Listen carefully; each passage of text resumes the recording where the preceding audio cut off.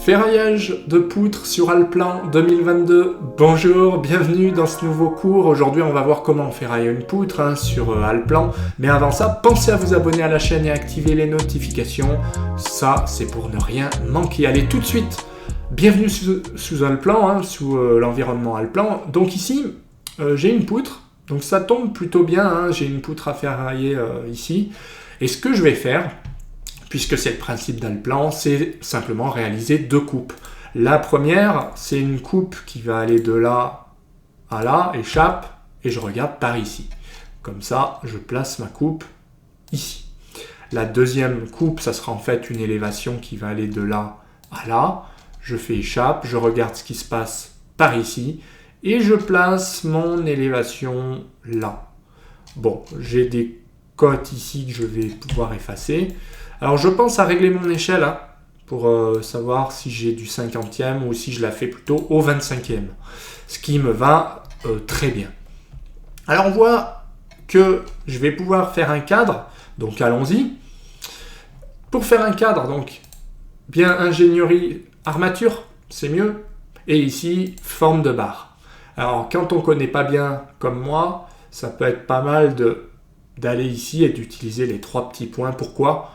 Parce que vous allez avoir tous les dessins à côté. C'est plus parlant que du texte. Donc, cadre fermé. Dilatation jusqu'au bord du coffrage pour que lui trouve le coffrage automatiquement, ce qui est plutôt pas mal. Donc, je clique ici, ça me va bien.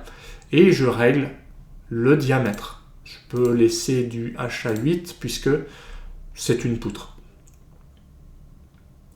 Enrobage identique, non, puisque j'ai 5 cm en haut. Ça me va, donc dès que c'est bon, je peux faire échappe et je peux placer mon repère en cliquant ici, tout simplement. Il va me demander de répartir les barres. Alors, c'est pas très compliqué en soi. Je peux bien sûr choisir par rapport à quel point. Là, c'est les points du bas, donc gauche, droite. Donc, je me mets en bas, je clique gauche, droite. J'ai perdu ma 3D. Et ici, j'ai encore des options, à savoir, qu'est-ce que je vais régler. Alors, déjà, je vais lui dire de me mettre un espacement tous les 15, donc 0,15, et vous voyez ici, ça apparaît en 3D, c'est plutôt intéressant. Mais je peux lui dire, mets-moi des barres, mets-en-moi 45 cadres, et lui, il va dire, dans ce cas-là, il y a 14,2. J'ai 6 au début, 6 à la fin, puisque j'ai fait début égale fin. Je peux changer. Je peux mettre 4 cm et puis le reste de l'autre côté. Et je peux dire ici, je veux 10 ou je veux 20 cm. Il n'a pas aimé, 0,20. Voilà, c'est mieux. Mais je vais laisser 0,15. Pour cet exemple, ça ira bien. Donc là, c'est plutôt pas mal. Puisque j'ai pu réaliser directement ma répartition. Une fois que c'est fait, échappe.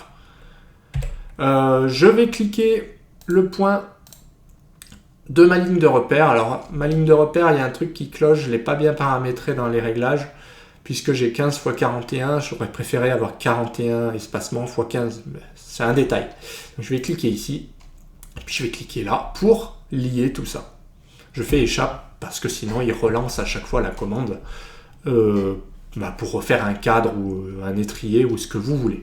Là, j'échappe et c'est terminé. Il a placé lui-même les cadres, on les voit en 3D, c'est plutôt sympa. C'est plutôt sympa, donc j'ai mon cadre, il y en a bien 42. Et donc, vu la répartition, ça a l'air de fonctionner. Je vais refaire une forme de barre, mais cette fois-ci, qu'est-ce qu'on va faire ? On va faire des barres, pourquoi pas crosser. Donc, je vais cliquer ici. Alors, je vais relancer et je vais recliquer ici. Jusqu'à choisir les cadres, les barres à crosser. Donc, je vais prendre celle-ci et je vais lui dire de me les mettre ici. Donc, vous avez vu, automatiquement, il reconnaît le coffrage. C'est plutôt pratique. Alors, petite chose importante. Là, si je mets 3 cm, donc 0,03, ça va me faire un enrobage. Si je mets moins 0,15, c'est plus 15. Voilà. Donc ça tombe bien. Ici, c'est ce que je veux. Je veux un ancrage de 15 cm. Donc voilà, je choisis le diamètre de la barre, à savoir, pourquoi pas du HA 20. Ça commence à faire beaucoup, on le voit ici. Donc, je vais mettre plutôt du HA 16. C'est plutôt pas mal. Une fois que c'est fait, je fais échappe. Je place ma barre ici. Et je dois la répartir. Pour la répartir, c'est assez commode, mais il faut penser à cliquer sur segment. Pourquoi? Parce que là, vous allez reconnaître un segment. Segment, c'est un élément. Donc, si je veux qu'il soit sur mon cadre, je clique segment et je sélectionne mon cadre. Là, vous voyez, 3, il me le dessine en 3D aussi. Ça commence à faire beaucoup. Je vais plutôt lui dire quantité 2. 2, il m'en dessine 2. Dès que c'est bon, je vérifie, je fais. Alors, je peux faire plusieurs lits. Hein, je vais tester 2. Ok, bon. Facteur de lit, je vais plutôt laisser 1 pour le moment. Voilà, je ne connais pas assez pour me lancer dans des facteurs. on verra parce que ça peut être, de toute façon, le plus juste serait de rajouter ensuite des barres au-dessus des autres barres parce qu'elles n'auront pas la même forme. Donc il vaut mieux laisser un seul lit. Je fais échappe parce que c'est bon. Et on voit que ça se dessine ici. Voilà. Donc en 3D, je vois mes barres qui se sont dessinées dans les cadres. Donc c'est plutôt pas mal. Et maintenant, je peux faire une autre barre, pourquoi pas. Donc je fais échappe. Voilà, j'ai fait échappe hein, pour finalement les barres. Là, il y en a bien 2 puisque il a lié ces 2 barres. Enfin, voilà, c'est par rapport aux positions. Hein, donc ça marche tout à fait. Si vous avez fait échappe et que vous ne savez pas comment refaire, vous cliquez simplement sur répartition de forme de barre. Il vous demandera le numéro 2 ici et vous refaites la position sur le segment. Donc on va le faire tout de suite ici. Pour l'autre barre, donc je refais une barre standard que je vais mettre là. Je la clique ici, ça me va très bien parce qu'elle est ancrée. Par contre, je vais changer la forme et je vais lui demander, enfin je vais changer le diamètre ici. Donc je vais mettre du 14 ou même, pourquoi pas du 12. Voilà, du 12, donc je vois ce que ça donne, c'est plutôt pas mal, en 3D, voilà. Donc là, ça a l'air d'être sympa. Je peux faire une crosse au début et à la fin, ou pas de crosse. Par exemple, là, j'ai enlevé les crosses. Bah voilà, il n'y a plus de crosses. Si je veux les remettre, je clique ici et ici. Là, on ne voyait pas, mais elle est de l'autre côté, en fait. Là, je peux enlever juste une, mais l'autre à droite, elle y sera. Donc, je peux changer la longueur de la crosse aussi et mettre 0 pour pas que ça tape dans l'autre. Par exemple, je vais mettre 0,15. Voilà, on voit que ça se réduit ici. 0,16. Voilà. Comme ça, il n'y aura pas de souci. Ça ne va pas venir taper dedans. Pareil pour l'autre. On va mettre 0,16. Et voilà. Une fois que c'est fait, échappe.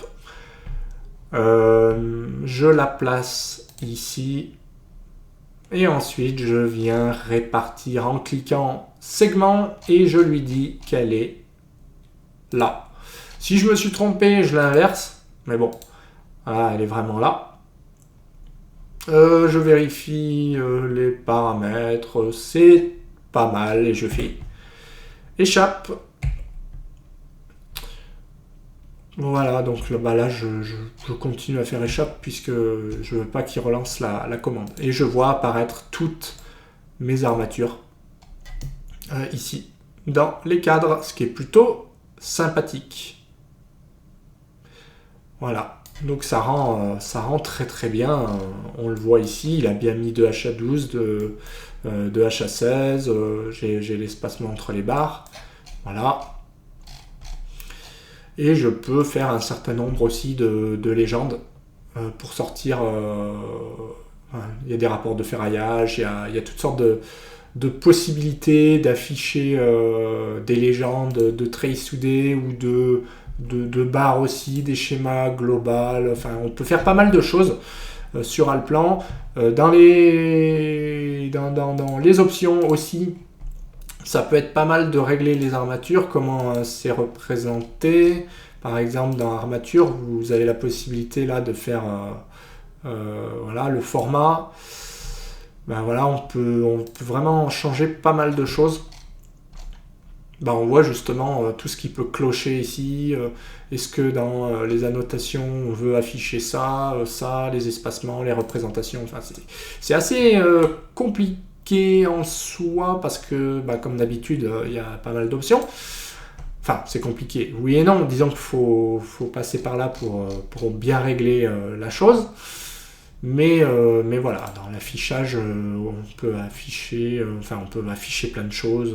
Il y a beaucoup d'options en fait. C'est ça. Il faut prendre le temps de regarder ce que ça donne pour changer les options. Tout simplement, moi par exemple, j'ai activé la représentation par diamètre dans les réglages, ce qui me permet de savoir que bleu c'est tel diamètre. Enfin, on peut faire par position, par diamètre, plein de choses en fait.